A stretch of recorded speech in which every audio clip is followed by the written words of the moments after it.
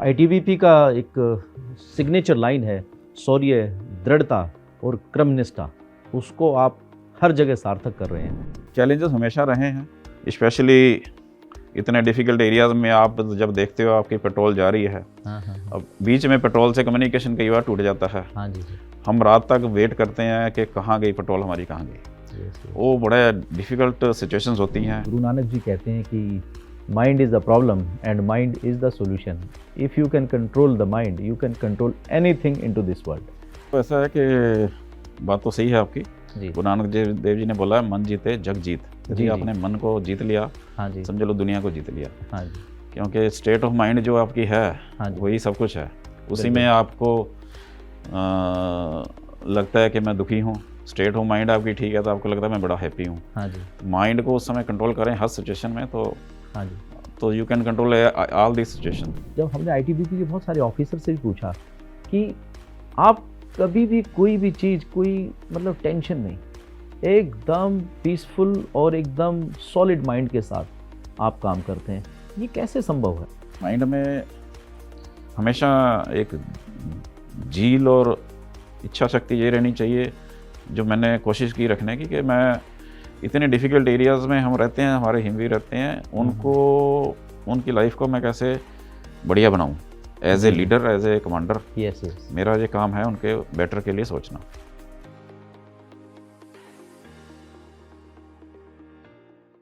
नमस्कार, जय हिंद। मैं doctor Pradeep Bhardwaj, CEO six sigma.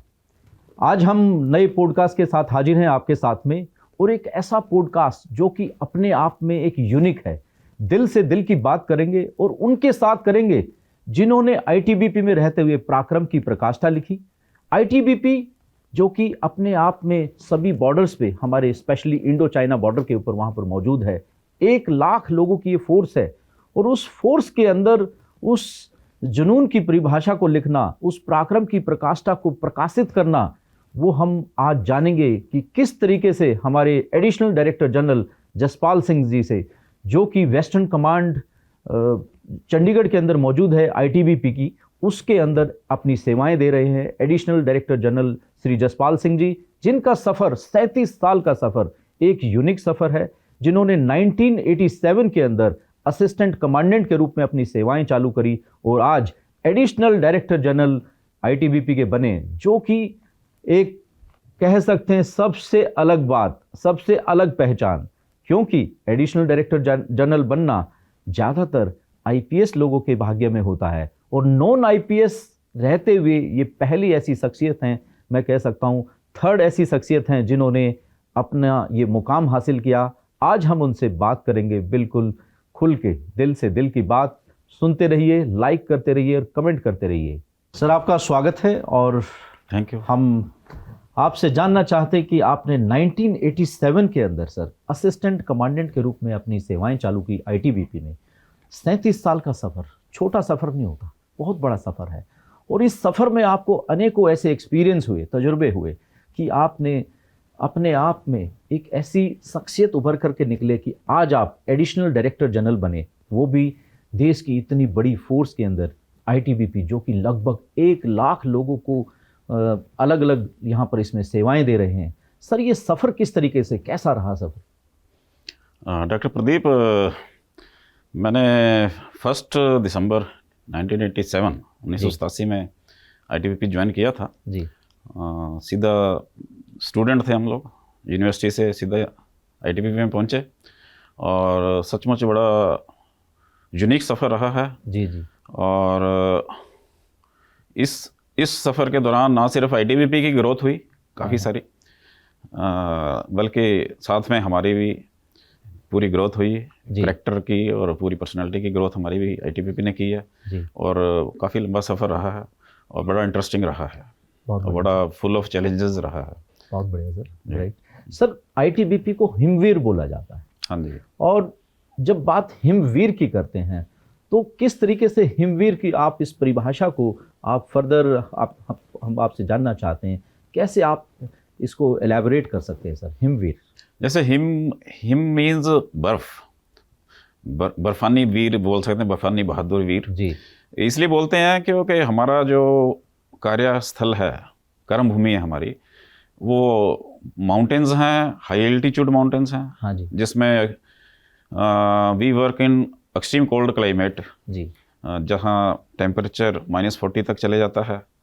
और साथ में ऐसे एरियाज हैं, डिफ़िकल्ट माउंटेन्स हैं जहाँ रोड्स नहीं हैं, वहाँ पर हमारे हिमवीर बढ़ चढ़कर देश की सुरक्षा के लिए, क्योंकि हम इंडो चाइना बॉर्डर पर तैनात हैं, बिल्कुल बिल्कुल सर। तो इतने बर्फीले तूफानों के बीच में हम लोग देश की सुरक्षा के लिए, हमारे बहादुर जवान रेगुलर पेट्रोलिंग करते हैं। In a way we are eyes and ears of the country जी फॉर कांस्टेंट सर्वेलेंस देते हैं बॉर्डर के ऊपर, ताकि कोई दुश्मन की कोई तांग झांक हमारे अंदर ना हो और कोई ट्रांसग्रेशन ना हो हमारे देश की सीमाओं के अंदर। इसीलिए इतने, क्योंकि बर्फ़ों के बीच में रहते हैं, एक्सट्रीम हाई एल्टीट्यूड में रहते हैं, जहाँ ऑक्सीजन की भी कमी रहती है, ऐसे एरिया जहाँ एवन 10 कदम चलना भी, 10 कदम चलने के बाद सांस रुकती है आपकी, रुकना पड़ता है जी। 10-15 कदम चलते हैं तो ऐसे लगता है कि हम 100 मीटर 200 मीटर की स्प्रिंट लगा कर आए हैं, सांस चढ़ता है, उसके लिए रुकना पड़ता है। ऐसे एरियाज में 18,000, 19,000, 20,000 तक की हाइट पे जब हमारे जवान पेट्रोलिंग करते हैं। आपने बहुत ही अच्छा इसको इलेबोरेट किया। हिमवीर जैसा कि सर जहाँ हवा भी नहीं पहुँचती वहाँ आप लोग पहुँचते हैं, और पूरे लाव लश्कर के साथ, हथियारों के साथ, राशन के साथ, दवा पानी के साथ। कभी जनरल साहब आपने ये सोचा कि मैं आईटीबीपी ज्वाइन कर रहा हूँ, इतनी डिफ़िकल्ट फोर्स है, असिस्टेंट कमांडेंट के रूप में आपने अपनी सेवाएं चालू की, कभी आपने सोचा कि मैं कभी एडिशनल डायरेक्टर जनरल भी बनूंगा आईटीबीपी के अंदर? नहीं, ये कभी नहीं सोचा था जी। उस समय मेरे को याद है कि आईटीबीपी जब हमने 87 में ज्वाइन किया था, बहुत ही छोटी फोर्स थी। हाँ जी। सिर्फ आई थिंक 12 बटालियंस थी जी। बाद में पंजाब में डिप्लॉयमेंट हुई तो उसमें स्ट्रेंथ हमारी बढ़ाई गई जी, और उस समय 18, 19, 20 बटालियन बन गई। स्ट्रेंथ बहुत कम थी और हमने देखा था जो हमारे कैडर के अफसर्स हैं मैक्सिमम कुछ एक अफसर, एक दो अफसर्स डीआईजी लेवल तक पहुंचते थे। जी जी जी। ट्रेनिंग के दौरान मेरे को एक वाक़या याद है कि एक बार हम ट्रेनिंग में खड़े थे तो हमारे एक उस्ताद थे, हाँ जी, भाग सिंह। अच्छा, वो as a assistant commander retire हुए बाद में, बड़े अच्छे right, professional, highly dedicated, sincere उस्ताद थे। उनके मुंह से एक बार निकला था कि सर आप ना टॉप तक जाएंगे। अच्छा, वो बात मेरे को अभी तक याद है। मेरे को समझ नहीं आई उन्होंने मेरे को क्यों बोला, जी जी, आई डोंट नो, पर वो बात मेरे को आज तक याद है। तो बहुत बढ़िया। कभी कभी जबान पे सरस्वती बैठी होती है। और सर आप तो एमएससी आपने किया, एमएससी वो भी केमिस्ट्री किया, एमबीए छोड़ करके आप आए, और हालांकि एमबीए आपने छोड़ा, बीच में छोड़ा, लेकिन जो मैनेजमेंट प्रैक्टिसेस आज आप कर रहे हैं, जो लीडरशिप आज आप कर रहे हैं, जिसको हम लोग कई बार कहते हैं कि भाई leadership is action not position, उसको आप सार्थक कर रहे हैं। और इतनी डिफ़िकल्ट सिचुएशन में आप जहाँ जाते हैं जहाँ पर सांस लेना भी दुभर हो जाता है, और ऐसे में आप इतना परफेक्ट मैनेजमेंट, इतने पीसफुल तरीके से, किस तरीके से सर ये संभव है? ये एक्चुअली काफ़ी इसका बड़ा श्रेय जाता है आपकी ओरिजिनल ट्रेनिंग जो हुई है, आपकी बेसिक ट्रेनिंग। हाँ जी, उसके साथ साथ फिर आप ग्रो करते हैं जी, मैंने जैसे मेरी फर्स्ट पोस्टिंग रही है जोशीमठ में। जोशीमठ में बीओपीज तक जाने के लिए अभी तक रोड्स नहीं बन पाई वहाँ, जी जन सर, बड़ा डिफ़िकल्ट एरिया है। हाँ जी, हाँ जी, तो one of the most difficult areas है उत्तराखंड वाला। जी जी, वहाँ पर मैंने काफ़ी देर सर्व किया है। जी, तो वहाँ जब हम जवानों के साथ हम भी पैदल चल रहे हैं नीति वैली की तरफ, नीति में, और आगे लखथल है, पोस्टें हैं, टोपीडूंगा पोस्टें हैं, राइट, 15,000 16,000 फीट की हाइट पर पोस्टें हैं। जी जी, वो पैदल जाना पड़ता है, कई दिन पैदल चलना पड़ता है। हाँ जी, हाँ जी, तो जब जवानों के साथ हम चल रहे हैं, फिर वहाँ पर जवानों के साथ रहते हैं, हाँ जी, तो जो डिफ़िकल्टीज जवान फेस करते हैं हम भी फेस करते हैं। जी, और फिर जब एज ए कंपनी कमांडर मैंने जवानों को उस समय साथ में रखा और डिफ़िकल्ट सिचुएशन में उनको जब मैनेज किया एज ए कंपनी कमांडर, जी जन सर, वो बहुत बड़ा अमूल्य एक्सपीरियंस है, जिसमें आपको पता चलता है कि जवानों की तकलीफ़ें क्या हैं, जवानों को क्या चाहिए, जी, उनको इंफ्रास्ट्रक्चर में हमारे को क्या इम्प्रूवमेंट चाहिए, जी, और जवान उस सिचुएशन में क्या सोचता है, हाँ जी, तो उनकी थॉट और आपकी जवानों की थॉट आपके बराबर हो जाती है। बिल्कुल। तो वो थॉट आगे चल के आपके जब हायर लेवल में हम पहुंचते हैं, वो अच्छा डिसीजन लेने में, ओवरऑल मैनेजमेंट करने में, जब आप कमांडेंट बनते हैं, आप लगभग 1300 जवानों को मैनेज कर रहे हैं, अफसरों को, जवानों को, जी, सबॉर्डिनेट अफसर्स को, जी। इंस्पेक्टर्स को। हम्म, एवन उसमें फिर हम इंटरनल सिक्योरिटी ड्यूटियों में भी तैनात होते हैं, कहीं रॉयट्स हो रहे हैं उस समय भी आईटीबीपी भी तैनात होती है, और इलेक्शन ड्यूटीज़ होती हैं, वीआईपी सिक्योरिटी होती है। जी, जी। ये सारा एक्सपीरियंस आपके आगे चलकर एज ए कमांडेंट आपको सही डिसीजन लेने में काम आता है। फिर आगे चल के सीनियर अफसर बनते हैं, आप डीआईजी, आईजी बनते हैं, उस समय ये सारे काम आते हैं। बहुत बढ़िया सर, बहुत बढ़िया। आपने बताया कि एक अच्छी ट्रेनिंग का ये रिजल्ट्स है, और हम फौज में ये भी कहते हैं कि we train hard and fight easy. आपने बहुत सारी ट्रेनिंग सेंटर्स को कमांड किया, जिसके अंदर हम कह सकते हैं आईटीबीपी एकेडमी मसूरी, अपना भानु के अंदर, अपना पंचकुला के अंदर, इतने सारे ट्रेनिंग्स प्रोग्राम्स ने आपने ऑर्गेनाइज किए, इतने हजारों लोगों को आपने ट्रेनिंग दी है सर। और इस ट्रेनिंग के दौरान आपने वो सैनिक आपने बनाए हैं जो देश की रक्षा करते हैं मोस्ट डिफ़िकल्ट सिचुएशन में, मोस्ट डिफ़िकल्ट टेरेन्स में। और ये काम मैं आपको कहूँ कि जब से जो फ्रंट पे है हमारी आईटीबीपी ही है। आईटीबीपी के साथ में ग्राउंड जीरो से काम करते हुए आप बिल्कुल टॉप इस लीडरशिप तक पहुंचे हैं।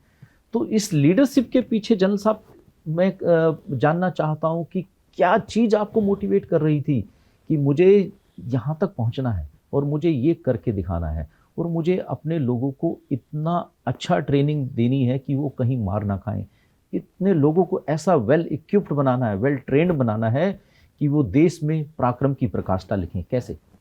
एक तो मैंने एडहॉक ट्रेनिंग सेंटर कमांड किए हैं, देहरादून में था। हाँ जी। फिर एज ए इंस्ट्रक्टर मैं रहा हूँ बीटीसी भानु में, और एज ए इंस्ट्रक्टर रहा हूँ, अफसर्स का इंस्ट्रक्टर रहा हूँ मसूरी में।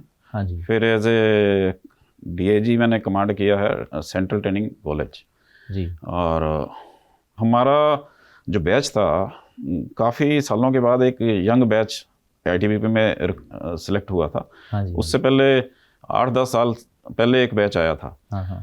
तो उस समय मैक्सिमम जो ट्रेनिंग कोर्सेज थे हम आर्मी में भी करने जाते थे, बीच में एयरफोर्स में भी और दूसरी ऑर्गेनाइजेशंस में और अपने ऑर्गेनाइजेशन में। वो खुद हमने इतने काफ़ी सारे कोर्सेज किए हैं मैंने, उसका काफ़ी एक्सपीरियंस रहा मेरा को। वैरायटी ऑफ कोर्सेज करने का मौका मिला, उससे पूरा एक एक्सपीरियंस गेन हुआ। वही एक्सपीरियंस फिर मेरे को, जब मैंने पहले भी बताया कि एज ए कंपनी कमांडर जो ग्राउंड का एक्सपीरियंस रहा, ये सारा मिला के जब हमने अपनी ट्रेनिंग सेंटर्स में इनपुट दी उसकी, वो बड़ा यूज़फुल रहा। और उसमें हम उसी हिसाब से सोचते थे कि सोल्जर को इस हिसाब से तैयार किया जाए कि ग्राउंड में ये किसी कमी, इसमें कोई कमी ना रहे, किसी से पीछे ना रहे। तो वो मैं बड़ी प्राउडली कह सकता हूँ कि हमारे जवान इतने बढ़िया ढंग से, और सीटीसी जो था अलवर में, जी। वहाँ हमने एसओज को ट्रेन किया, सब इंस्पेक्टर्स एंड इंस्पेक्टर्स को। वो ऐसे बढ़िया ट्रेन होकर निकले कि जब ग्राउंड में उनकी हम कार्यकुशलता देखते हैं तो देखते हैं कि वो किसी भी उसमें किसी भी और किसी फोर्स से पीछे नहीं है। वन ऑफ द फिटेस्ट बंदे हमने ट्रेनिंग सेंटरों से निकाले हैं। बहुत बढ़िया। जी। बहुत बढ़िया। कहा जा सकता है कि आप एक नहले पे दहले का काम कर रहे हैं। जो आईटीबीपी का एक सिग्नेचर लाइन है, शौर्य, दृढ़ता और क्रमनिष्ठा, उसको आप हर जगह सार्थक कर रहे हैं। जनरल साहब, इसमें जानना चाहते हैं कि सबसे डिफ़िकल्ट या सबसे यूनिक कौन सा ऐसा एक्सपीरियंस रहा, कौन सा ऐसा चैलेंज रहा? क्योंकि आप ज़्यादातर आपका समय हमारे लेह लद्दाख के रीजन में बीता, और वो भी इतनी डिफ़िकल्ट पोस्टिंग वहाँ पर, जहाँ पर लगभग हर समय चाइनीज़ को फेस करना, चाइनीज़ के साथ में कई बार झड़पें भी हो जाती हैं। कौन सा ऐसा चैलेंजिंग सिचुएशन रही जनरल साहब, प्लीज़ बताएं। लद्दाख एरिया में मैं लगभग 6.5 साल काम किया है। 2 टेन्यूर्स लंबे टेन्यूर्स रहे हैं। नॉर्मली टेन्यूर 2 साल का होता है, लेकिन मेरे दोनों टेन्यूर 3 साल या 3 साल से ज़्यादा रहे हैं। पहले फर्स्ट मैंने बटालियन कमांड की है वहाँ 2004 से 2007 तक, और उसी दौरान मेरी बटालियन थी वो फर्स्ट बटालियन बेस्ट बटालियन की ट्रॉफी भी हमने हासिल की थी उस समय, जो रेजिंग डे में प्रदान की जाती है होम मिनिस्टर के द्वारा, वो भी हमें मिली थी और वो बड़ा प्राउड मोमेंट रहा हमारे को। और फिर एज ए डीआईजी मैंने पूरे सेक्टर को वहाँ कमांड किया, जिस मेरे अंडर जब 4 बटालियंस थी लद्दाख में। और उस समय भी क्योंकि एज ए कमांडेंट आप 1320 बंदों को कमांड कर रहे हो, एज ए डीआईजी आप 4 बटालियंस को कमांड कर रहे हो और साथ में और भी पैराफर्नेलिया है। तो चैलेंजेस हमेशा रहे हैं और स्पेशली इतने डिफ़िकल्ट एरियाज़ में आप जब देखते हो आपकी पेट्रोल जा रही है, अब बीच में पेट्रोल से कम्युनिकेशन कई बार टूट जाता है। हाँ जी सर। हम रात तक वेट करते हैं कि कहाँ गई पेट्रोल हमारी, कहाँ गई। वो बड़े डिफ़िकल्ट सिचुएशंस होती हैं, अपने आप को बैलेंस रखते हुए कि पेशेंस रखना, वेट करनी। फिर ये सिचुएशन को हेडक्वार्टर आगे बताया जाए कि अभी अपने पास रखें। रात को लद्दाख जैसे एरिया में पेट्रोल का बाहर रहना is very very dangerous for the jawans, क्योंकि इतना एक्सट्रीम कोल्ड क्लाइमेट में यदि बाहर रह जाते हैं जवान तो वहाँ कोल्ड इंजरीज होने का खतरा होता है। वहाँ फ्रोस्ट वाइट होती है, फ्रोस्ट वाइट का खतरा, कोल्ड इंजरी, चिल ब्लीन से लेकर फ्रोस्ट वाइट और हाइपोथर्मिया हो जाता है, जिसको हाइपोक्सिया भी बोलते हैं। जी। फिर ड्यू टू लेस ऑक्सीजन वहाँ वो चैलेंजेस बड़े ज़बरदस्त हैं। लंग्स में प्रॉब्लम आ जाती है, लंग्स में पानी भर जाता है और पल्मोनरी ओडिमा बोलते हैं उसको। और इसी तरह सेरिब्रल ओडिमा होता है, बिल्कुल सर, और ब्रेन में पानी भर जाता है जिसको बोलते हैं। ये इंश्योर करना है कि एक ही भी जवान को कोल्ड इंजरी ना हो, it is a very big challenge. तो ये तो एडमिनिस्ट्रेटिव चैलेंज है। उसके बाद ऑपरेशनल चैलेंजेस हैं कि सारे दिए हुए टास्क को टाइमली पूरा करना और एनिमी के ऊपर पूरी नज़र रखनी। और जितनी, क्योंकि पेट्रोलिंग काफ़ी, पीस टाइम में patrolling is the biggest operational activity, उसको सही ढंग से करना। सर, हर चैलेंज के आप चैंपियन बने, हर मुसीबत के सिर पर पैर रख के आप आगे बढ़ गए, और ये चैलेंजेस, इतने बड़े चैलेंजेस को भी आपने हर जगह फेस किया, हर बॉर्डर पे फेस किया। और इतनी प्रॉब्लम्स के साथ हम कई बार ये भी कहते हैं कि problem is the sign of life. आपने इस लाइफ को और जिंदा दिल बनाया। आप बरसे सेक्टर में पहुंचे, वहाँ पर 2013 के अंदर चाइनीज़ के साथ, 2014 में चुमार सेक्टर में वहाँ कुछ झड़पें हुई, तो उसके बारे में थोड़ा प्रकाश डालेंगे सर? क्या इंसिडेंट था और क्या चैलेंजेस थे और किस तरीके से ओवरकम आए, मतलब उससे आगे बढ़े हम लोग? मैंने अपने पेट्रोल तैयार करने को बोला, एक स्ट्रॉन्ग पेट्रोल, और with under a officer, with they should, मैंने बोला कि they should take arms ammunition वगैरह साथ लेकर जाओ, लेकिन किसी तरह की भी फाइट को अवॉइड करना है, जो प्रोटोकॉल के हिसाब से काम करना है। जो चाइना और हमारे बीच में प्रोटोकॉल्स हैं कि फेस ऑफ होता है तो एक दूसरे के ऊपर वेपन नहीं, हमने तानने, फायर नहीं करना। और लेकिन ये फर्स्ट टाइम इट हैपेंड कि हमारे एरिया में उन्होंने जब टेंट लगाए तो हमारे लिए काफ़ी बड़ा ये, it was a shocking news थी कि ये टेंट कैसे लगा दी हमारे एरिया में। अच्छा। फिर हमने एकदम पेट्रोल तैयार की अपनी, तो जब डीप को बताया तो डीप से फिर कोर, और कोर से कमांड में भी ये मैसेज गया कि आईटीबीपी भेज रही है, डीआईजी साहब ने बोला कि हम पेट्रोल भेज रहे हैं अपनी। जी। तो फिर कमांड से आया कि it should be a joint petrol, ताकि और स्ट्रॉन्ग पेट्रोल साथ जाए। तो उन्होंने लद्दाख स्काउट से भी अपने जो ट्रैक जंक्शन पोस्ट है वहाँ से उन्होंने एक पेट्रोल मंगवाई। तो 2, एक आर्मी के अफसर, एक हमारे अफसर, 2 अफसरों के अंडर फिर हमारी स्ट्रॉन्ग पेट्रोल गई वहाँ। और वहाँ पर उन्होंने लगातार फिर हमने वहाँ 21 डेज़ उनको फेस ऑफ दिया। जी जन साहब। फेस ऑफ मीन्स वो भी, उनकी पेट्रोल भी आमने खड़ी है हमारे सामने, हमारी पेट्रोल भी खड़ी है आमने सामने। हाँ, आमने सामने। और रात दिन वहाँ इवन स्नोफॉल भी हो रहा था, 16,000 की हाइट है वहाँ। और उसके लिए फिर हमने पूरे एडमिनिस्ट्रेटिव अरेंजमेंट किए। पेट्रोल्स को रोटेशन देने के लिए हमने उस एरिया के पीछे अपना पहाड़ की आड़ में हमने अपना एडम बेस बनाया, वहाँ और स्ट्रेंथ भेजी हमने, और टेलीफोन लाइन लगाई गई और कम्युनिकेशन का सिस्टम रखा, और पूरा खाने पीने का वहाँ बंदोबस्त किया ताकि रात दिन पेट्रोल रोटेशन में चेंज होती रहे, किसी को प्रॉब्लम भी ना आए जवानों को। और फेस ऑफ हमारा कंटिन्यू रहे। किसी कभी भी चाइना को ये नहीं लगना चाहिए कि हम इंडिया वाले पीछे हट गए हैं। वो लगातार किया हमने। वो मीनवाइल फिर डिप्लोमेटिक लेवल में भी फिर बातचीत हुई। फिर चशूल में उस समय बॉर्डर पर्सनल मीटिंग्स होती थी चाइनीज़ के साथ, उस संबंध में वहाँ भी मीटिंग हुई। फिर वहाँ 3 मीटिंग्स हुई और तीसरी मीटिंग के बाद फिर ये डिसीजन हुआ कि ओके हम दोनों पेट्रोल पीछे हटेंगे, चाइनीज़ अपने टेंट हटाएंगे, हम अभी अपना एडम बेस पीछे से हटाएंगे और दोनों वापस जाएंगे। तो ये मई के फर्स्ट वीक में ये फिर रिजोल्व हुआ इशू। अच्छा। और इसमें मैं आईटीबीपी के लिए बड़ा प्राउडली कह सकता हूँ कि वेरी फर्स्ट डे चाइनीज़ का जब इनकर्शन हुआ और आईटीबीपी ट्रूप्स इतने अलर्ट थे, फर्स्ट हमारे भी फर्स्ट पेट्रोल ने फर्स्ट डे ही उनको वापस पीछे धकेल दिया कि पीछे जाओ आप। तो फर्स्ट डे ही हमने उनका इनकर्शन का पता लगा लिया। अच्छा। और जब टेंटों का पता और एक ही हेलीकॉप्टर से लगा तो एकदम हमने एक्शन लिया। ये बड़ा प्राउड मोमेंट था आईटीबीपी के लिए कि we were not sleeping anywhere. और 16,000 की हाइट में भी आईटीबीपी के जवान जो जिनको हम हिमवीर बोलते हैं इतने अलर्ट थे। जबरदस्त जबरदस्त, सैल्यूट करते हैं सर हम आपको इस काम के लिए। फिर चुमर का मैं बताना चाहूँगा। हाँ प्लीज। चुमर में फिर नेक्स्ट ईयर 14 में इश्यूज हुआ था चाइनीज़ के साथ। वो भी वही डिस्प्यूटेड एरिया है वहाँ पर 4-5 किलोमीटर का। वो चाइनीज़ क्लेम करते हैं हमारा, हम करते हैं हमारा। तो उस समय वहाँ भी उन्होंने बोला जी हम इस एरिया में रोड बनाएंगे। जी सर। क्योंकि हमारा एरिया, हमने बोला है हमारा एरिया। तो वो अपना उन्होंने बॉर्डर तक रोड बनाई, जो एलएसी बोलते हैं जिसको। एलएसी तक रोड बनाई। फिर अपने डोजर्स और जेसीबी वगैरह लेके आगे आ रहे थे।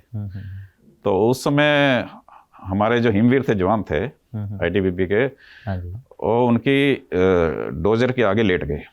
अच्छा। हाँ, तो रोड रोलर एंड जेसीबी साथ में आ रहे थे, उसके आगे हमारे जवान लेट गए, उनको आगे नहीं बढ़ने दिया। और एक अफसर ने हमारे ने छलांग लगा के उनकी चाबी निकाल ली उनकी जेसीबी की। अच्छा। तो आगे बढ़ने नहीं दिया उनको। तो वहाँ पर भी फिर ये बड़ा हमारे हिमवीरों के लिए प्राउड मोमेंट था ये भी कि उन्होंने उनका आगे बढ़ने को एकदम रोका हमारे लोगों ने। और फिर लगातार फिर और भी आर्मी की स्ट्रेंथ भी आई और भी हमारी स्ट्रेंथ और बढ़ गई वहाँ। फिर वहाँ भी काफ़ी देर चला, आपस में फेस ऑफ चला। फिर अल्टीमेटली वो भी रिजोल्व हो गया था। बहुत बढ़िया सर, बहुत ही बढ़िया। तो इन हमारे उन समय जवानों को फिर गैलेंट्री मेडल वगैरह भी मिले होम मिनिस्ट्री की तरफ से। बहुत बढ़िया सर, काबिले तारीफ। सैल्यूट करते हैं सर हम आईटीबीपी को, आपकी लीडरशिप को। जनरल साहब, अरुणाचल प्रदेश को सनराइज स्टेट भी बोलते हैं और आपने वहाँ एक ऐसा सूरज उगाया जिसको हम सब तारीफ करते हैं, सब लोग पैरामिलिट्री फोर्सेस के अंदर। नॉर्थ ईस्ट कंप्लीट हम कह सकते हैं चाइना बॉर्डर, वहाँ पर आपको बहुत सेवाएं करने का मौका मिला। क्या क्या चैलेंजेस रहे उस एरिया के अंदर, क्योंकि वो भी ऑल्टीट्यूड है, इतना टफ टेरेंस है, इतने डिफ़िकल्ट चैलेंजेस में सर्वाइव करने के साथ साथ ऐसी सेवाएं देना जो कि काबिले तारीफ हो और जिसके लिए राष्ट्रपति से भी सम्मान हो। प्लीज़ डॉक्टर साहब, नॉर्थ ईस्ट में हमारी आईटीबीपी की डिप्लॉयमेंट है, एक तो सिक्किम में है और फिर है अरुणाचल प्रदेश में जी। ये हमने ये चैलेंज लिया था आईटीबीपी ने 2004 में, जब जीओएम ने ग्रुप ऑफ मिनिस्ट्रीज की तरफ से रिकमेंडेशन आई कि 1 बॉर्डर 1 फोर्स होना चाहिए। तो आईटीबीपी ने फिर अरुणाचल में भी असम राइफल से जो चार्ज लिया और सिक्किम में लिया जी। तो वहाँ पर मैं 2014 से 17 तक रहा हूँ नॉर्थ ईस्ट में। और वहाँ मेरे एज ए डीआईजी मैंने कमांड किए हैं बटालियंस, 3 बटालियंस थी हमारे साथ। वो वहाँ के कई एरियाज़ में मैं वेंचर किया। ऑलमोस्ट पूरा अरुणाचल प्रदेश को मैंने देखा, बॉर्डर एरिया। वहाँ की डिफ़िकल्टीज़ हाई एल्टीट्यूड की तो है ही, साथ में और प्रॉब्लम्स हैं। वहाँ थिक जंगल्स हैं, बड़ा लॉन्ग रेनी सीज़न है वहाँ पर, लगभग 8-9 महीने तो बारिश होती रहती है। और उस बारिश के बीच में सारा कुछ मैनेज करना और फिर साथ में वहाँ पेट्रोलिंग करनी है एलएसी तक। और वहाँ रोड्स की कंडीशन और भी गड़बड़ है कि रोड्स बॉर्डर से काफ़ी दूर हैं, अभी भी जो कि बन रही हैं, अभी प्लानिंग में है मिनिस्ट्री के, और नई रोड्स बन रही हैं जी। लेकिन 14, 15, 17 के समय तो बिल्कुल ही पीछे थे हम लोग रोड्स के। तो हमें बड़ी लॉन्ग पेट्रोलिंग करनी पड़ती, अभी भी करनी पड़ रही हैं, जिसमें कई बार 20 से 25 दिन भी लगते हैं पेट्रोलिंग में, एलएसी तक जाने के लिए पैदल चलते हैं जवान। और उसमें राशन भी उठाना पड़ता है, अपना क्लोथिंग भी उठाना पड़ता है, टेंट भी उठाने पड़ते हैं, कि रास्ते में टेंटों की सुविधा भी नहीं है और रास्ते में कोई अकोमोडेशन भी नहीं है, वो करना पड़ता है। और कई जगह एवन लॉन्गेस्ट पेट्रोलिंग हमारी रही है 32 डेज़ की, अच्छा। जिसमें जवान 32 डेज़ की एक पेट्रोलिंग है, वो भी पूरा करते हैं।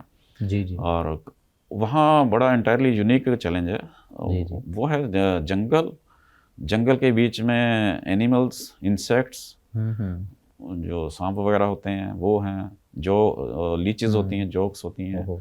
मच्छर हैं यूनिक उनके। ये सारी प्रॉब्लम के साथ साथ बारिश, भाई पेट्रोल किसी एक जगह से बारिश में चलते हुए पहुंची दूसरी जगह, बारिश हो रही है, उसी बारिश के अंदर ही आग जलानी है, खाना बनाना है। जैसे मोटा मोटा ये है कि खिचड़ी सबसे जल्दी बनती है जब मैगी होती है जो ने, हाँ जी, हाँ जी। वो खाया है उन्होंने। वो कपड़े सुखाए आग में, आधे कपड़े गिले आधे सूखे, अगले दिन वही पहन के फिर जाना है आगे आगे नेक्स्ट चलना है। राइट। और जवान अपने सारे उसको इक्विपमेंट को हालांकि पॉलीथीन वगैरह लगा के कवर करते हैं कि भीगा ना जाए, लेकिन कहाँ तक बचाएंगे। हाँ जी, हाँ जी। क्योंकि बारिश इतनी तक इंसेंट रेंज है वहाँ तगड़ी हैं, वो लगातार बारिशों में फिर गीले कपड़ों में चलना पड़ता है लगातार। फिर आगे जाके एलएसी के पास एल्टीट्यूड भी है, कोल्ड एरिया भी है, तो वो सारा मिक्सचर है वहाँ डिफ़िकल्टीज़ का। और हमने फिर ये प्रयास किया कि वहाँ के लिए अब एक तो रोड्स का हमने सारी प्लानिंग की है कि रोड्स जो हैं हर हमारी बीओपी के तक जाएं, और आगे भी जो पेट्रोलिंग के रास्ते हैं वहाँ के लिए भी रोड्स बनाई जाएं। जी। तो मिनिस्ट्री के अंडर कंसिडरेशन में जो प्रपोजल हैं, अच्छा। और कई जगह काफ़ी जगह अप्रूव भी हो गई हैं रोड्स। बहुत बढ़िया। जी। आपने भी काफ़ी रोड्स बनवाई वहाँ पर? हाँ जी, हाँ जी। तो उसमें हमारा बेसिकली रोड्स का होता है कि आईटीबीपी सुपरवाइज करती है, हम प्लानिंग करके देते हैं कि किस एरिया में बननी चाहिए रोड्स, और उसका जस्टिफिकेशन क्या है, उसको सिक्योरिटी भी कवर करते हैं। हाँ, फिर उसकी जिम्मेवारी हो, उसको बोलते हैं आईटीबीपी रोड्स बोलते हैं मेनली। हाँ जी। तो ये फेज़ 1 में 2008 में अप्रूव हुआ, सैंक्शन हुआ था। फेज़ 2 2020 में अप्रूव हुआ। अभी फेज़ 3 में ऐसी रोड्स हैं जिसमें हमने कोई भी बीओपी ऐसी छोड़ी नहीं है जो रोड से कनेक्ट ना हो। जी जन सर। वो अभी होपफुली बड़ी जल्दी अप्रूव हो जाएगी बहुत बढ़िया गवर्नमेंट से। हालांकि पैदल चलने का अभी भी काफ़ी टाइम लगेगा, क्योंकि आगे जो एलएसी है, एलएसी तक फिर भी पेट्रोलिंग जो हमने करनी है, इंटर वैली पेट्रोलिंग करनी है, वो तो पैदल ही चलेगा काम। तो वो तो चलता रहेगा, डिफ़िकल्टीज चैलेंजेस हैं वो फेस करते रहेंगे हिमवीर्स हमारे। यस। लेकिन हमारा कोशिश ये रहा कि उनको जितना जल्दी इंफ्रास्ट्रक्चर इम्प्रूव किया जाए ताकि हमारे जवानों को सुविधा मिले। इसी तरह हमने वहाँ एक और डिफ़िकल्टी थी नॉर्थ ईस्ट की, कि वहाँ ना नदी नाले बहुत हैं। उनको क्रॉस करने के लिए फुट सस्पेंशन ब्रिजेस कई जगह बने होते हैं, कई जगह नहीं होते। तो वहाँ पर फिर आर्टिफिशियल ढंग से टेम्पररी उन्होंने कई बार दरख्त का लोग है वो नाले के ऊपर लगाया, उसके ऊपर चल रहे हैं। तो लेकिन बारिशों की वजह से वहाँ पर उस पर काई जमा हो जाती है, फिसलन हो जाती है।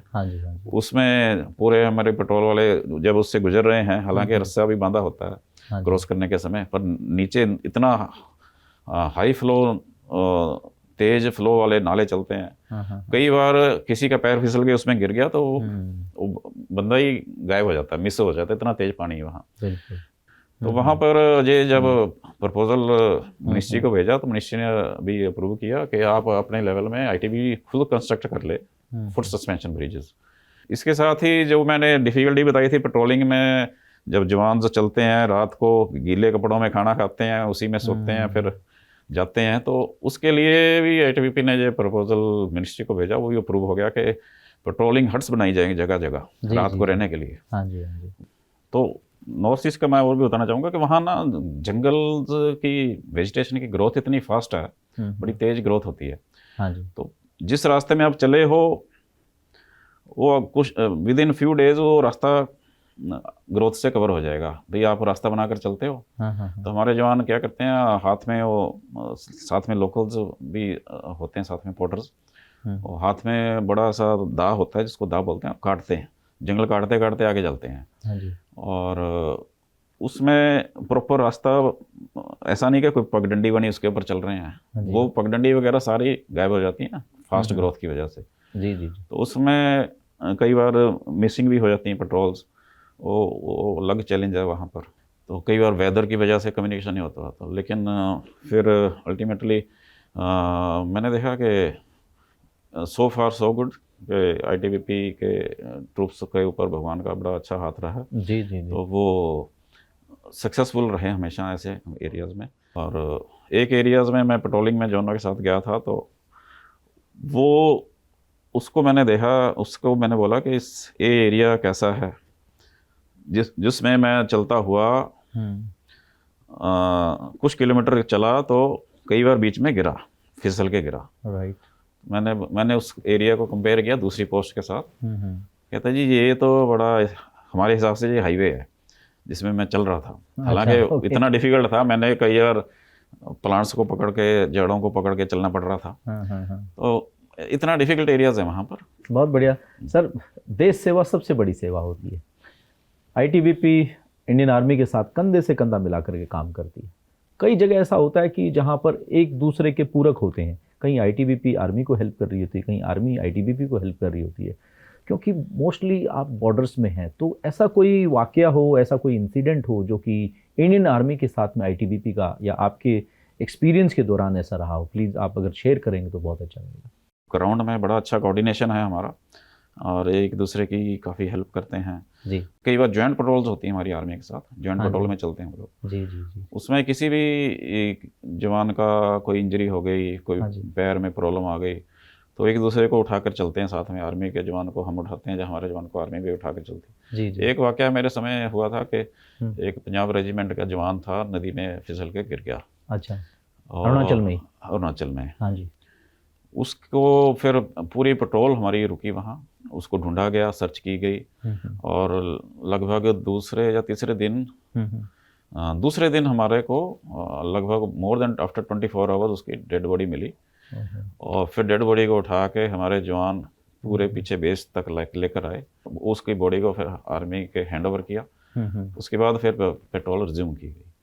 इसी तरह एक बार हमारा जवान भी बहुत बीमार हो गया था। हाँ जी। 3 दिन पैदल चलने का रास्ता था, उस बीच के रास्ते, वो पेट्रोल है 7 दिन लगते थे उसमें पहुंचने के लिए, उस बीओपी में। तो बीच में हमारा जवान एक बीमार हो गया। तो फिर मैंने डीप में जनरल साहब को रिक्वेस्ट की, मेजर जनरल साहब थे, तो उन्होंने फिर हेली भेजा। वहाँ हेली में भी फिर उसको ऐसे उठाया कि हेलीपैड के लिए भी, हेली को उतरने के लिए रास्ता वो नहीं है, जगह नहीं है, हेलीपैड नहीं है, जंगल है बीच। हाँ जी। तो उसको फिर विंच करके रस्सा जैसे डालते हैं, उसको उससे बांधा, फिर हेलीकॉप्टर ने उसको रस्से से ऊपर उठाया, फिर ऊपर लेकर गए, फिर लेकर उसको आए। सर, आपको शांति का दूत भी बोला जाता है और आप गुरु नानक की उस वाणी को भी सार्थक करते हैं जिसमें गुरु नानक जी कहते हैं कि mind is the problem and mind is the solution. If you can control the mind, you can control anything into this world. उसी कंट्रोल की बात कर रहे हैं तो आप यूनाइटेड नेशन में भी आप पहुँचे, पीस कीपिंग मिशन में पहुँचे और आपने वहाँ, मैं कह सकता हूँ, एक इतनी अच्छी प्रैक्टिस की वहाँ पर और उस मिशन को भी सार्थक किया, उस मिशन में भी 4 चांद लगाए। उसके बारे में सर आप थोड़ा शेयर करें, ये यूएन मिशन के बारे में। और डॉक्टर साहब, ऐसा है कि बात तो सही है आपकी। गुरु नानक देव जी ने बोला है, मन जीते जग जीत। जी, आपने मन को जीत लिया, हाँ जी, समझ लो दुनिया को जीत लिया। हाँ जी। क्योंकि स्टेट ऑफ माइंड जो आपकी है, हाँ, वही सब कुछ है। उसी में आपको लगता है कि मैं दुखी हूँ। स्टेट ऑफ माइंड आपकी ठीक है तो आपको लगता है मैं बड़ा हैप्पी हूँ। हाँ जी। तो माइंड को उस समय कंट्रोल करें हर सिचुएशन में, तो हाँ जी, तो you can control all the situations. जी जी बिल्कुल। तो क्योंकि डिफिकल्ट एरियाज में आईटीबी भी काम करती है, तो इसलिए जवानों से लेके सबका भगवान के ऊपर बड़ा भरोसा है। हाँ जी, हाँ जी। वो बड़ी अच्छी चीज़ है वो, जी कि डिफ़िकल्टी की वजह से ही हम भगवान को ज़्यादा करते हैं, बड़ी अच्छी चीज़ है ये। तो डिफ़िकल्टी भी हमारे लिए ब्लेसिंग है। हाँ जी, हाँ जी। उसी डिफ़िकल्टी की वजह से हमारे जवान, मैं कहूँगा, इतने ज़्यादा फिट हैं, तो यूएन की जो पीस कीपिंग फोर्स में मैं गया था 2003 में जी जनरल साहब। कोसोवो में। हाँ जी। और तो उस समय यूएन पीस कीपिंग में हमारे स्टेट पुलिस अफसर्स और सेंट्रल पैरामिलिट्री फोर्सेस के officers, central armed police forces के अफसर्स सिलेक्ट होते थे और यूएन कोसोवो में और बोस्निया हर्ज़ेगोविना में भी गए थे। और हर साल ये मिशन जाता था। कौन सा साल रहा सर ये हमारा था 2003 से 2004। राइट। तो 2003 मई में गए थे हम और 4 में हम मई में वापस आए। जी जनरल साहब। मार्च 2004 में हुआ कि इनके वहाँ कोसोवो में अल्बेनियंस इज मेजोरिटी, अराउंड 90% अल्बेनियंस हैं वहाँ, 92% के आसपास। बाकी दूसरे हैं सर्बियाइस। जी जी। तो उस समय वहाँ आपस में उनके आपस में रॉड्स हो गए। और तो जिस एरिया में मैं था, हमारा जो पुलिस स्टेशन था कोसोवो पोली, वहाँ पर सर्बियंस के घरों में ये लोग अल्बेनियंस लोग आग लगा रहे थे। तो और उन सर्बियंस को भागना पड़ रहा था। उस समय मैंने अपने दूसरे साथियों के साथ काफ़ी सर्बियंस को अपनी गाड़ियों में लोड कर करके पुलिस स्टेशन लाया, उनको सेव करके उनके सामान को बचाया। और रात को हम 1-2 बजे तक लगे रहे ताकि किसी की जान ना जाए वहाँ।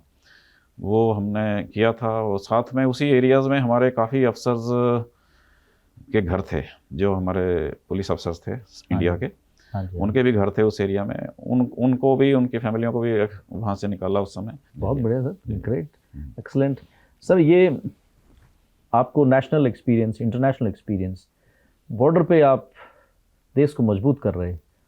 और हम ये कहते हैं कि किसी भी देश को उसके लोग बनाते हैं, उसके लोग बिगाड़ते हैं। और आपने जब बात आई इंटरनल सिक्योरिटी की, नक्सल एरियाज़ की, वीवीआईपी सिक्योरिटीज़ की, उसको भी हैंडल किया। तो बाहर तो देश को बनाया ही बनाया, आपने अंदर भी देश को बनाया, अंदर भी देश को मजबूत किया। तो इस मजबूती को आगे बढ़ाते हुए सर मैं जानना चाहता हूँ वो किस तरीके का तजुर्बा रहा, क्या क्या चीज़ किया सर इस चीज़ के अंदर आप? देखिए, इसमें क्योंकि इतना लंबा मेरा सर्विस कैरियर रहा है, उसमें मैं बॉर्डर पे ही रहा हूँ, ट्रेनिंग सेंटर्स में भी रहा हूँ, फिर इंटरनल सिक्योरिटी में भी कई जगह डिप्लॉयमेंट रही है हमारी। हाँ जी। और उसमें कई बार एंटी रॉड्स में भी कंपनियां लगाई एज ए कंपनी कमांडर जी। और फिर शुरू में आईटीबीपी की 4 कंपनियां एंटी नक्सलेट ऑपरेशन में आंध्र प्रदेश गई थी। उसमें एक कंपनी मेरी थी। राइट। तो उस समय भी काफ़ी देर वहाँ काम किया हमने आंध्र प्रदेश में, करीमनगर और आदिलाबाद डिस्ट्रिक्ट में। जी जी। उसमें वहाँ पीडब्ल्यूजी ग्रुप्स के नक्सलाइट काफ़ी उनका जोर था वहाँ, उस समय वहाँ हमने काम किया। जी। जे.एंड.के में काम किया मैं, श्रीनगर में भी पोस्टेड रहा। और फिर टनल की सिक्योरिटी के लिए भी मैं इंचार्ज रहा, उसी टनल रहा हूँ। राइट। और इसी तरह वीएपी सिक्योरिटी में भी दिल्ली में पोस्ट रहा, जो स्पेशल कमांडो ग्रुप था वहाँ। जी जी। हमारी कई जगह वीआईपीज़ के साथ सिक्योरिटी थी उनकी प्रोटेक्शन के लिए। और इम्पोर्टेंट इंस्टॉलेशंस थे जैसे president house, vice president house. Right sir, बहुत ज़बरदस्त आपने मुकाम हासिल किए हैं सर। आपने हर जगह 360 डिग्री आपने काम किया। आपने हर, मैं कहूँ, लाइफ और डेथ की सिचुएशन में काम किया। जनरल साहब इसके पीछे क्या राज है? हमको थोड़ा, हमने अपनी रिसर्च की तो हमको थोड़ा पता चला कि आप गुरबाणी सुनते हैं और उसके साथ साथ आप भगवान के ऊपर इतना विश्वास है और उस विश्वास को डेली और मजबूत करते हैं। और जब हम देखते हैं, जब हमने आईटीबीपी के बहुत सारे ऑफिसर से भी पूछा कि आप कभी भी कोई भी चीज़, कोई मतलब टेंशन नहीं, एकदम पीसफुल और एकदम सॉलिड माइंड के साथ आप काम करते हैं, ये कैसे संभव है? आपकी ये स्पिरिचुअलिटी की वजह से या आपके इतने वास्ट एक्सपीरियंस की वजह से? वो एक तो मैं वो भी बोलूँगा, एक्सपीरियंस तो है ही है। हाँ जी। साथ में भगवान का भी आशीर्वाद रहा है। हाँ जी। और मैं ये बात हमेशा अपने जवानों को भी बोलता हूँ। हाँ जी। क्योंकि हमारे एक बड़े पुराने आईजी साहब थे कैडर के, मिस्टर कृपा राम। और जब भी उन्होंने सैनिक सभा लेनी, उन्होंने हमेशा बोलना हाँ जी कि भाई एक बार सुबह एक बार शाम को भगवान को याद करो, क्योंकि भगवान ने आपको इतना कुछ दिया है, हाँ जी, उसका थैंक्स करो। जी जी। तो ये चीज़ मैं भी बताता हूँ जवानों को कि मैं क्या उन्होंने बताया तो मेरा काम ये बताना चाहिए। बिल्कुल सर। ये साथ में मैं कहना चाहूँगा कि एक ना माइंड में हमेशा एक झील और इच्छा शक्ति ये रहनी चाहिए, जो मैंने कोशिश की रखने की, कि मैं इतने डिफ़िकल्ट एरियाज़ में हम रहते हैं, हमारे हिमवीर रहते हैं, उनको उनकी लाइफ को मैं कैसे बढ़िया बनाऊँ as a leader, as a commander. Yes yes. मेरा ये काम है उनके बेटर के लिए सोचना। तो ये काफ़ी कोशिशें की हमने, ट्राई किया जब भी मौका मिला। जैसे एक बार लद्दाख में हमने जवानों के लिए कोरियर सर्विस जो स्टार्ट की बाई एयर ट्रैवल करने की, और गवर्नमेंट ऑफ इंडिया ने उसकी सैंक्शन दी और हमने बड़े सक्सेसफुली उसको चलाया जी, कोरियर को, जब मैं डीआईजी था लद्दाख में, और सारे जवानों को गाइड किया कि कैसे इसमें जाना है। ये मत समझना क्योंकि फिर बीच में किसी ने बोल दिया जी आपके तो इसमें कटिंग हो जाएगी जब जाएंगे, तो जी मैं सर। सारे जवानों को समझाया कि आपके वेलफेयर के लिए ये है। ओके। इसी तरह ये पॉइंट मैंने कोरियर का वहाँ भी रखा था, जब नॉर्थ ईस्ट में गया वहाँ भी रखा कि वहाँ भी, क्योंकि इतनी डिस्टेंस है डिब्रूगढ़ और अरुणाचल और दिल्ली के बीच में, मैंने बोला वहाँ भी जवानों की फैसिलिटी के लिए कोरियर फ्लाइट चलनी चाहिए। राइट। तो वो पॉइंट टेकअप हुआ, धीरे धीरे हुआ, हम भी पीछे पड़े रहे उसके लिए कि डिब्रूगढ़ गुवाहाटी दिल्ली एक फ़्लाइट चलनी चाहिए। तो 2-3 साल बाद जब मैं वहाँ से ट्रांसफ़र आउट भी हो गया था, फिर पता चला कि वो हो गया है, अप्रूव हो गया है। Right right. और फिर वो बढ़िया चल रहा था, हफ्ते में 2 फ्लाइट्स वो चल रही थी। तो लास्ट ईयर तक चली हैं वो, अभी भी दोबारा होपफुली स्टार्ट हो जाएगी। कुछ किसी वजह से वो बंद हो गई थी, लेकिन उसमें फिर काफ़ी सारे जवानों का फ़ायदा हुआ, सबने फ़ायदा उठाया उसका। और इसी तरह कई जगह हमने वही जवानों को लेकर हमेशा माइंड में रहा कि इन फोर्स के लिए और जवान के लिए करना है कुछ। बिल्कुल सर, बिल्कुल। तो उस समय फिर जब मैं पहले एज ए डीआईजी भी हेडक्वार्टर रहा, तो जवानों के लिए हाई क्वालिटी के प्रेशर कुकर वगैरह अप्रूव करवाए, जो कि सिर्फ आईटीबीपी को अप्रूव हुए, जी जी। Branded pressure cooker. हाँ जी, हाँ जी। और उस समय हाई क्वालिटी की जो होती है हीटिंग होती है, बुखारी बोलते हैं जिसको, हाँ जी, हाँ जी। बड़ी अच्छी क्वालिटी की बुखारियाँ उस समय डीजी साहब के ने जब हमने बोला कि जी प्रॉब्लम ये है कि अच्छी क्वालिटी की बुखारी आनी चाहिए, वो भी अप्रूव हुई। और इसी तरह स्टील के यूटेंसिल्स अप्रूव हुए जवान के लिए, पहले एल्युमिनियम वगैरह की यूटेंसिल्स थे। जी साहब। जब जो डीजी साहब को बताया कि आर्मी ने भी ये कर लिया, हम वी शुड डू इट, तो उस समय वो भी अप्रूव हुआ।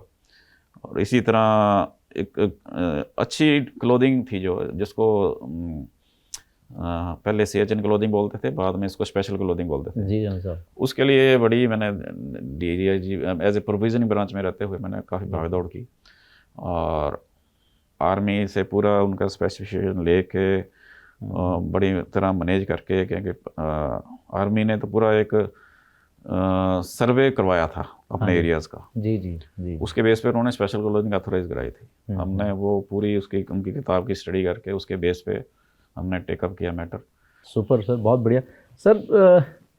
हमें सुनने में आता है कि हम देखते भी हैं, सुनने में क्या आता है, खुद देखते हैं हम लोग, आईटीबीपी हमारे जितने बड़े बड़े भगवान हैं उनकी सेवाओं में वहीं ग्राउंड जीरो पर मौजूद है, जिसमें केदारनाथ में भी आईटीबीपी की सुरक्षा है, बद्रीनाथ में भी है। आप लोग कैलाश मानसरोवर यात्रा भी कराते हैं, सिक्किम नाथुला रूट से भी कराते हैं, लिपू लेक रूट से भी कराते हैं। और कई बार दूसरी फोर्स के लोग कहते हैं कि भाई इनको आशीर्वाद है भगवान का, और जो आज आपने भी बात कही कि हमें आशीर्वाद है भगवान का, तो ये भगवान के आशीर्वाद के साथ साथ जो आप काम कर रहे हैं, जो कर्म और धर्म को आप आगे बढ़ा रहे हैं, ये आईटीबीपी को और भी आगे लेके जाता है। सर इस पे थोड़ा सा आप अगर हमारे को शेयर करें, प्रकाश डालें कि किस तरीके से आप कैलाश मानसरोवर यात्रा भी ऑर्गेनाइज करते हैं। आईटीबीपी एक्चुअली हर जगह माउंटेन्स में तो है ही है। हाँ जी, हाँ। वहाँ पर बड़े बड़े हमारे तीर्थ स्थान भी हैं। हाँ बिल्कुल। तो मेरी फर्स्ट पोस्टिंग जोशीमठ में थी, तो वहाँ पर बद्रीनाथ धाम है। हाँ जी। और फिर हेमकुंड साहब हैं। हाँ जी। फिर उसे उत्तराखंड में गंगोत्री है, केदारनाथ जी हैं, हाँ। यमुनोत्री है। तो मैं उस समय देखता था कि कितनी बड़ी यात्राएं चल रही हैं, बड़ी बढ़िया। और उस समय भी हम जितना कोशिश करते थे, उस समय इनके साथ कोऑर्डिनेट करते थे, उनकी हेल्प करते थे जी। बहुत बढ़िया। तो इसलिए आपको तीर्थ यात्रियों के बहुत आशीर्वाद मिलते हैं। हाँ जी, हाँ जी, हाँ जी। तो इसी तरह जो उत्तराखंड के दूसरा हिस्सा है उसमें कैलाश मानसरोवर यात्रा उस रास्ते से जाती है। हाँ जी। और काला पानी के थ्रू होते हुए लिपू लेक से फिर हाँ जी। आगे चलती है यात्रा। उसको आईटीबीपी हमेशा उनको फैसिलिटेट करती रही स्टार्टिंग से ही उसको मैनेज करते हैं। स्टार्टिंग से बिल्कुल। आईटीबीपी मैनेज करती है। जैसे ही उत्तराखंड में पहुंचते हैं यात्री लोग, जब दिल्ली से चलती यात्रा एमईए के अंडर होती है, हाँ हाँ। और आईटीबीपी उसको हर एंड तक एलएसी के जो बॉर्डर है लिपू लेक तक उसको फैसिलिटेट कराते हैं यात्रियों को, और उनका मेडिकल चेकअप हर स्टेज पे उनको किसी स्टेज वाइज होता रहता है। स्टेज वाइज, हाँ जी। क्योंकि पहले बिल्कुल ही पैदल का रास्ता था, घोड़ों पर जाना पड़ता था हाँ जी। हाँ उस जी। एरिया में। जी जी। और अब काफ़ी आगे तक रोड बन गई है। Yes yes. और आईटीबीपी उस समय कैलाश यात्रियों को जगह जगह उनका स्वागत करती, उनका हाँ, हौसला अफजाई करती है। हौसला अफजाई, बिल्कुल। कोई यात्रियों को चलने में तकलीफ उनकी हेल्प करती, और बिल्कुल इसमें नाथुला रूट भी शामिल है ना सर? हाँ जी डॉक्टर साहब, इसमें 2015 में फर्स्ट टाइम ये हुआ कि गवर्नमेंट ऑफ इंडिया ने ये फैसिलिटेट कराया कि नाथुला से भी यात्रा जानी चाहिए। हाँ जी। नाथुला मीन्स नाथुला है सिक्किम में। हाँ जी। हाँ जी। तो सिक्किम में जाने का ये था कि जो ओल्ड एज यात्री हैं, जो उनको पैदल या घोड़े पर चलने में परेशानी है, जी जी। वो फिर बाई रोड वहाँ से रास्ता है नाथुला से, हाँ जी। Throughout the journey road पे होती है। हाँ बस में ट्रैवल करते हैं यात्री, जी। और वहाँ भी फिर आईटीबीपी ने फैसिलिटेट करवाया। और ये कई साल यात्रा चली, लेकिन अभी कोविड के बाद से ये बंद है। अभी होपफुली दोबारा स्टार्ट होने वाली है ये यात्रा। जी जी। और इसमें आईटीबीपी का ये रहा कि उस यात्रा में जो नाथुला वाली होती है उसमें भी एक्लेमेटेशन वगैरह का इशू रहता है, क्योंकि नाथुला के बाद पूरा हाई एल्टीट्यूड है जिसमें ट्रैवल करना है यात्रियों ने। तो उसमें जगह जगह अलग अलग स्टेजेस पर गैंगटॉक से स्टार्ट करके आईटीबीपी उनको एक्लेमेटाइज करवाती है। तभी आईटीबीपी इतनी प्रोग्रेस कर रही है कि इतनी मतलब यात्रियों का आशीर्वाद है, भगवान का आशीर्वाद है कदम कदम पर आपके साथ में। सिंह साहब, इसमें मैं बात करूं, मैडम की बात करूं, आपकी वाइफ की बात करूं, और आपके इस डिफ़िकल्ट सफ़र के वो भी एक, मैं कह सकता हूं, साथी रही और हर कदम पर आपका साथ दिया। आप आगे और अच्छा कर पाए क्योंकि आपको बैकअप बहुत अच्छा मिल रहा था। हर साथ आपके साथी, जो आपका साथी है वो कदम कदम पर आपके साथ है। तो सर, इस सक्सेस के अंदर हमारी मैडम का क्या रोल है, और किस तरीके से मैडम आपको इन सारी चीज़ों के लिए और प्रेरित करती है ताकि आप फ्रंट पे और अच्छा कर पाएँ? क्योंकि जो कवर फायर कर रही है वो एक तरीके से हमारी मैडम ही कर रही है। वाइफ का हाथ बहुत बड़ा होता है, उसमें तो कोई डाउट ही नहीं है। जी जी जी। तो उन्होंने, मैं उनको हमेशा ही I am grateful to her, thanks बोलना चाहूँगा, हमेशा धन्यवाद उनका बोलना चाहूँगा कि हाँ जी। उन्होंने हर सिचुएशन में हमारा साथ दिया। कभी प्रोफेशनल फील्ड में मेरे को ये सोचने की ज़रूरत नहीं पड़ी कि पीछे कोई टेंशन वाली बात हो। उन्होंने हमेशा हर सिचुएशन में संभाला फैमिली को, बच्चों को संभाला।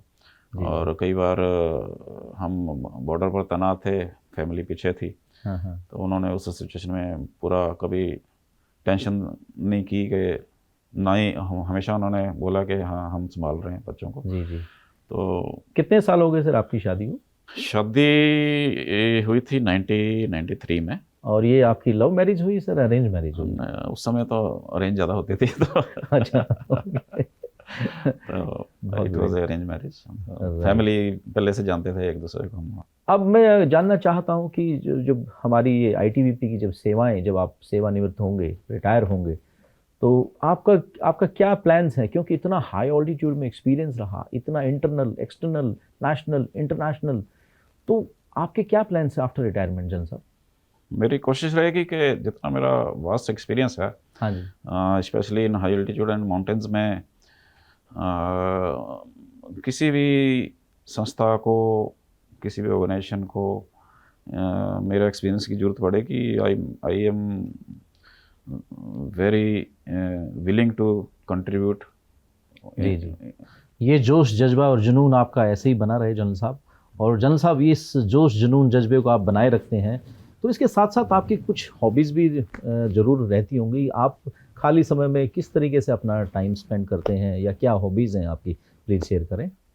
हॉबीज़ में एक तो है कि आई मैं स्पोर्ट्समैन, राइट। तो बीइंग ए फोर्स पर्सनल एक एक आपकी रिस्पॉन्सिबिलिटी की भी है कि अपने आप को फिट रखना आपने। साथ में ये भी एक रिस्पॉन्सिबिलिटी है कमांडर की कि आपने गेम्स खेलनी है और खिलवानी है, जवानों को भी खिलवानी है, उनके साथ भी खेलना है और अपने आप को फिट रखना है। उसी में इसी के दौरान जब फोर्सेस में हम रहे तो जब मेरे इस करियर में मैंने जवानों के साथ कई गेमें भी खेली और उसी में फोर्स के में रहते हुए बैडमिंटन खेला, लॉन टेनिस खेला। और बैडमिंटन और लॉन टेनिस के में आईटीबीपी की all India police lawn tennis tournament and all India police badminton tournaments में आईटीबीपी को रिप्रेजेंट किया। और लॉन टेनिस में तो काफ़ी हमारे इसमें हमने हमारी टीम अचीव कर पाई। हमने 2007 से ऑल इंडिया पुलिस में पार्टिसिपेट शुरू किया करना आईटीबीपी ने। तब से मैंने भी तब से स्टार्ट किया पार्टिसिपेट करना, आईटीबीपी की टीम को रिप्रेजेंट करना। जी। और टिल रिसेंट पिछले महीने भी हमारा ऑल इंडिया पुलिस में बेंगलोर में हुआ था, जिस CISF ने कंडक्ट कराया था। तो 2007 से लेकर आज तक आईटीबीपी की टीम को रिप्रेजेंट किया है। बड़े भी प्राउड की बात है मेरे लिए। आप अभी एडिशनल डायरेक्टर जनरल हैं और बहुत ऊंची पोस्ट होती है, यहाँ तक हर कोई नहीं पहुँच पाता। और एडिशनल डायरेक्टर जनरल के तौर पर आप वेस्टर्न कमांड में हेडक्वार्टर के एरिया में आप हैं, पूरा कमांड कर रहे हैं। इतना बड़ा एरिया आपके पास है और आपको बहुत सारे चैलेंजेस भी होंगे, बहुत सारे डे टू डे लाइफ में बहुत सारे मैनेजमेंट को लेकर के, लीडरशिप को लेकर के बहुत सारी डिफ़िकल्टीज़ भी होंगी। तो वो इस रोल के बारे में थोड़ा सा आप हमें बताएं, एडीजी के बारे में। तो इसमें अब इस स्टेज पे ना आपके पास इतना ज़्यादा एक्सपीरियंस है। हाँ जी। और ग्राउंड का एक्सपीरियंस है, ऑफिस का एक्सपीरियंस है, वर्क नॉलेज है। तो हमारा इसमें मेनली काम है गाइडेंस का, गाइड करना जी। यंगर जनरेशन को। हाँ। और जिसको बोलते हैं कि जो मेन हमारी पटड़ी है उसी के ऊपर चलाते रहना फोर्स को। हाँ जी। जो मेन टास्क है उसके ऊपर, बिल्कुल। तो उसको कैसे हम बढ़िया ढंग से अचीव करें अपने टास्क को, fulfilling all the demands of the jawans, plus difficulties जो चैलेंजेस हैं उसको भी साथ में मीट करते रहें। साथ में कोशिश करें कि जवान के पास और बढ़िया, एक तो जवान के पास इंफ्रास्ट्रक्चर बेटर हो, साथ में जवान हमारे इतने फिट रहें और ताकि उनकी बैटल एफिशिएंसी है और प्रोफेशनल एफिशिएंसी है जी आगे बढ़ती जाए, उसके लिए प्लानिंग करें। जी। यही हमारा इसमें ज़्यादा मेन रोल है। कौन कौन सा एरिया है सर इसमें, आपके इसमें कौन कौन से स्टेट्स आ जाते हैं? इसमें वेस्टर्न कमांड के अंडर जैसे पूरा वी कैन से कि जम्मू है, कश्मीर है जी और लद्दाख है। हाँ जी। यूटीज़ हैं, तो ये है। और फिर हिमाचल प्रदेश, उत्तराखंड, और फिर कई जगह हमारी दिल्ली में डिप्लॉयमेंट्स हैं जी। और एवं जोधपुर में भी बटालियन है। हाँ जी। वहाँ तक हमारा है एरिया ऑफ रिस्पॉन्सिबिलिटी। रेवाड़ी में बटालियंस हैं। जनरल साहब, आपके इतने लंबे सफ़र में बहुत सारी पोस्टिंग हुई, बहुत सारी जगह आप गए और हमने देखा, महसूस भी किया कि आईटीबीपी के अंदर एक छोटे रैंक से लेके एक हायर रैंक तक सब आपका इतना हाई रिगार्ड करते हैं, इतनी आपकी हाई रिस्पेक्ट करते हैं। वो कैसे संभव हो? वो किस तरीके से आपने ये मुकाम हासिल किया कि हर जगह आपको बड़ा लोग प्यार भी करते हैं, रिस्पेक्ट भी करते हैं, मान सम्मान भी करते हैं? कैसे? डॉक्टर प्रदीप, इसके लिए मैंने बीच में कई बार जिक्र भी किया कि मन में हमेशा ये रहा, हमारा झील रहा है कि हाँ जी, जो भी आपके अंडर जितने भी हैं, कोई भी प्रॉब्लम लेकर आता है उसको सॉल्व किया जाए जी। इंस्टेड के ये देखना कि कोई बहाना लगा रहा है। बहाना नहीं, उसका पहले पॉजिटिव पक्ष देखें कि प्रॉब्लम क्या है, ऐसा क्यों कर रहा है कोई जवान। इसीलिए कभी कोई नेगेटिव इंसिडेंट्स में भी हमने उसकी बैकग्राउंड में झांक कर देखने की कोशिश की जी। ताकि उसकी किसी का भी कोई इनडिसिप्लिन भी केस हुआ उसको भी पूरे बैकग्राउंड में तक जाके तह तक पहुंचने की कोशिश की, उसको सॉल्व किया। बिल्कुल। तो ये कोशिश रही है कि जहाँ तक हो सके हर जगह हमारे साथियों की मदद की जाए, उनकी मोटिवेट किया जाए उनको, उनकी, क्योंकि हम डिफ़िकल्ट एरिया में रहते हैं तो उनकी प्रॉब्लम्स को सॉल्व की जाए, उनका इंफ्रास्ट्रक्चर बढ़िया बनाया जाए, ये हमेशा कोशिश रही। साथ में मैंने जितना भी डिफ़िकल्ट सीजन्स हैं उसमें मैंने फॉरवर्ड पोस्टों का विज़िट किया जवानों के साथ। अच्छा। क्योंकि एक बार मैं फॉरवर्ड एरिया की एक क्लिपिंग थी हमारे पास, हाँ हाँ। वो मैं 15 या 16 दिसंबर की बात है, जी, जी। 2012 में जी। हम नॉर्दर्न लद्दाख में जो काराकोरम वाला एरिया है, डीबीओ से आगे, जी। उस समय हम काराकोरम पास तक गए, पूरा ब्लिज़र्ड चल रहा था, हाँ जी। Temperature was -40। तो मैं और उस बटालियन के कमांडर थे संजीव रोलवा उस समय, वो हम दोनों साथ में जवानों के साथ काराकोरम पास तक पहुँचे। और I think that was the most bitter cold, इतना एक्सट्रीम कोल्ड क्लाइमेट था उस समय, कोल्डेस्ट क्लाइमेट उस समय शायद मैंने एक्सपीरियंस किया अपने लाइफ में। और उस समय लोग, उस समय इतनी ठंडी थी कि जब हम काराकोरम पास पर पहुंचे तो मेरा पूरा मुंह ढका हुआ था, सिर्फ ये इतना पोर्शन खाली था, ट्रायंगल जो पगड़ी के साथ। हाँ जी। इसमें ऐसा लग रहा था सुइयां चुभ रही हैं। अच्छा। तो इतना ठंडा था वहाँ। Oh my God. वो धूप भी नहीं निकली, ब्लिज़र्ड चल रहा है, स्नो चल रही है इधर उधर, हवा तेज चल रही। तो वहाँ तक मैं कहा ट्राई करते हैं, वी शुड रीच देयर। तो पहुँचे वहाँ, तो हमारे कमांडर साहब ने मेरी वीडियो बनाई जवानों के साथ। मैं काराकोरम पर, बस that video is only of 39 seconds. उसके बाद इतना ठंडा था, बैटरी डेड हो गई कैमरे की, वीडियो कैमरे की भी बैटरी डेड हो गई, कैमरे की भी बैटरी डेड हो गई। वो वीडियो क्लिपिंग फिर हमने बड़ी संभाल के रखी, और मैं आपको भी दिखाऊंगा। और उसमें ये है कि एक बार मेरे को एक सीनियर अफसर ने पूछा कि जब उनको मैंने प्रेजेंटेशन में दिखा रहा था कि जनरल एरिया के बारे में बता रहा था, तो वो वीडियो क्लिपिंग भी दिखाई। उन्होंने बोला आप इतने डिफ़िकल्ट टाइम में इतनी ठंड में क्यों गए वहाँ? जी। I think I was the first DIG जो वहाँ इतनी ठंड में वहाँ तक हो गया, काराकोरम तक। अच्छा। तो हाँ, तो मैंने फिर जवाब दिया कि as a leader difficult situation में मेरे को अपने जवानों की सिचुएशन देखनी बड़ी ज़रूरी है। जी जनरल साहब। तभी मैं सॉल्व कर पाऊँगा वहाँ की सिचुएशन। बिल्कुल। तो कैन यू इमेजिन वहाँ पर वाटर सप्लाई भी बंद हो जाती है, वाटर सप्लाई के नाम पर वहाँ पानी जम जाता है, नदियाँ जम जाती हैं। तो पानी के लिए वहाँ बर्फ़ को काटना पड़ता है गेंतियों से, और उसको बोरों में भर के लाते हैं बैरकों में जवान। हाँ जी। और उसको फिर पिघला के उसको यूज़ करते हैं। Oh my God. तो बर्फ़ ऐसे पड़ी जैसे साल्ट के बोरे होते हैं, जैसे बर्फ़ रखी होती है बैरकों में, कॉरिडोर्स में, जहाँ ताकि उसको फिर अगले दिन उससे हम जवान लोग मुंह धो सकें, अपना पानी को यूज़ कर सकें।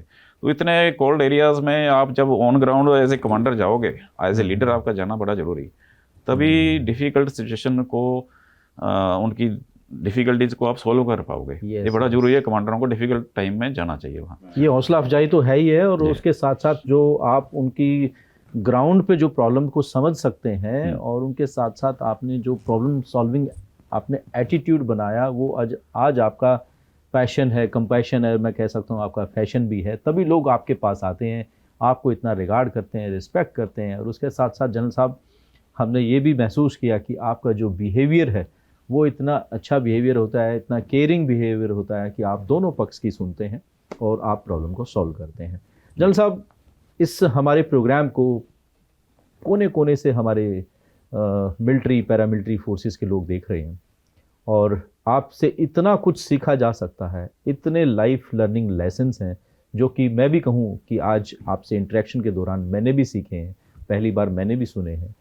तो आप कोई ऐसा कोई गुरु मंत्र, कोई संदेश जो आप हमारे जवानों को देना चाहते हैं, जो भी आपको इस वक्त देख रहा है, ताकि वो अपने उसके अंदर चेंज करके, अपने आप के अंदर वैल्यू एडिशन करके और आगे बढ़ सके? जी जनरल साहब। मैं बस यही कहना चाहूँगा डॉक्टर साहब कि आईटीबीपी जो फोर्स है बड़ी डिफ़िकल्ट एरियाज़ में रहते हुए 62 से इनेप्शन हुआ फोर्स का। 62 से 4 बटालियन से लेके अब 63 बटालियन तक ग्रो की है। राइट। और काफ़ी ग्रोथ हुई फोर्स की। उससे लोकल्स जवानों से लेके सभी को प्रमोशनें भी मिली हैं जी। और फोर्स ने काफ़ी कुछ दिया है हम सबको हाँ जी, और आगे भी देगी। बिल्कुल। तो फोर्स का बहुत ही आईटीबीपी जो फोर्स है, मैंने पहले बोला, इसका भगवान का हाथ फोर्स के ऊपर है, इसके जवानों के ऊपर है, हिमवीरों हाँ के ऊपर जी, है। बिल्कुल। और एक मैं बताना चाहूँगा कि 91 में जब हम आंध्रा में गए थे एंटी नक्सलाइट ऑपरेशन में, वहाँ के एसएसपी थे जो डिस्ट्रिक्ट एसएसपी, उनके साथ कोऑर्डिनेशन करके हम ऑपरेशन करते थे। वो एक वाक़या उस समय का याद है मेरे को कि उस समय भी उन्होंने बोला कि जसपाल साहब, आपके जवान से कुछ जवान मेरे को भी दे दो। आपके जवानों को देखकर रखता है कि कॉन्फिडेंस आता है कि जी, जी, जी। ये मेरी सिक्योरिटी कर पाएंगे। हम्म। और बड़ा कॉन्फिडेंस आता है आपके जवानों को देखकर, मज़ा आता है। तो उस समय से लेके अभी कुछ महीने पहले मैंने एक northern northern regional police conference attend की थी। वहाँ पर एक सीनियर अफसर, पुलिस सीनियर अफसर दूसरे को बोल रहा है कि ITBP is the best force. तो मैं कह रहा हूँ उस समय से लेके 91 से लेके जब वो वाक़या था और आज तक लोग इसकी इतनी तारीफ़ कर रहे हैं, हाँ जी, हाँ जी। ये ड्यू टू हमारे जवानों का प्रोफेशनलिज्म, उसकी डेडिकेशन, उसका हाई डिसिप्लिन, उसकी हाँ जी। ट्रेनिंग की वजह से ये है।